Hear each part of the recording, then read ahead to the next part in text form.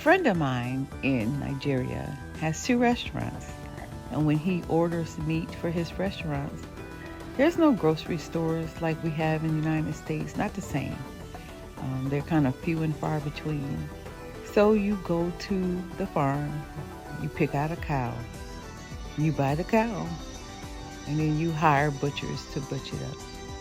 We are so blessed in the United States that we don't have to see this. But this is what we're eating: cow steak. We love it. We all eat it. And this is how it's done.